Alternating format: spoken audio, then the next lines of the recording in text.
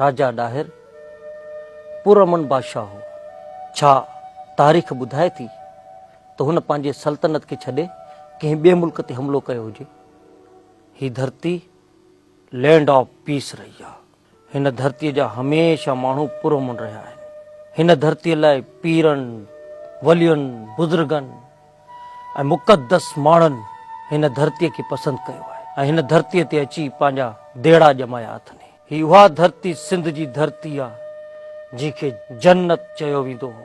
यादि अथई त करबला जे वाक़े खां अॻु में इमाम हुसैन अलैहिस्सलाम ख़ुदि हिन धरतीअ ते अचण थी चाहियो।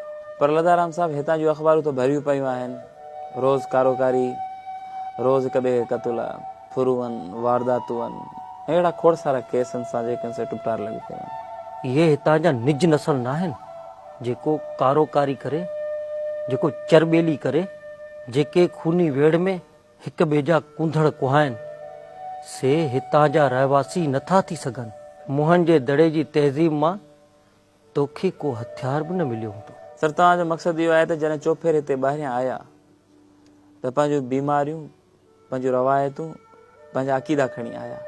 जंहिं धरतीअ जो दीन, इंसानियत ऐं ख़ुशहाली हुजे उते ॿाहिरियनि फौरन अची मंझड़ी का सां गोला वसाए इंसानियत जो क़तल कयो। क़तल करे कहिड़ो पैगाम ते रसाइण चाहियो? छा थे करण ते चाहियो? ठीकु सर, इहो त हुयो माज़ी, वाक़ई ईअं असां वटि थियो, इंसानियत जो क़तल बि थियो। पर तव्हां हाणे ॿुधायो त जेका हीअ अफ़रा तफ़री आहे, हीअ वेढ़ांद मतल आहे, इहा आख़िर छाजे लाइ? हितां जो वॾेरो पंहिंजे तर में धाड़ेल पाले थो, क़बाइली झेड़ा कराए थो, हथियार विकिरो कराए थो ऐं पंहिंजी सोच महदूद रखे थो। साॻियो ई ॼट वॾेरो हिते वज़ीर थिए थो ऐं ज़हनी तौर ते एक्सपायर रहे थो। तव्हांखे ख़बर आहे त तव्हांजो मिडिल क्लास ख़तमु थी वियो। तव्हां मायूस थिया आहियो या तव्हांजे अंदर में का कावड़ रहिजियल आहे? मायूस बि आहियां ऐं कावड़ बि अथमि। छाजी कावड़ अथव? ॾुख अथमि पार्टीशन दौरान तव्हां असांखे प्रोटेक्शन न ॾिनी। धरती धणी रत जा ॻोढ़ा ॻाड़ींदा हितां हलिया विया। हाणे ॿुधायो, जिन भाइरनि जी न तव्हां महिमान नवाज़ी कई, उन्हनि तव्हांखे छा ॾिनो? असां त तव्हां सां रंगनि जी होली खेॾी ऐं हुननि तव्हां सां रत जी होली खेॾी। तव्हां जज़्बाती पिया थियो। सच थो चवां त असांजी छॾियल जॻहियुनि ते ॿिया कब्ज़ो करे विया। तव्हांखे छा वरियो? ॿुधाए, को अहिड़ो वॾो शहर हितां जो जंहिंजी मालिकी तव्हां वटि हुजे? इहो त ॿुधाए, हिन धरतीअ ते रोज़गार लाइ परेशान केरु आहे? इन खे त असां पंहिंजी कोताही चवंदासीं न साईं। हींअर बि वाणियनि खां भत्ता ओगारिया पिया वञनि। छा इहा ज़्यादती न आहे? ऐं पुलिस बि फरियाद ते वाणियो ई पुरींदी आहे। छा इहा ज़्यादती न आहे? छा पोइ बि ॾुख न थिए?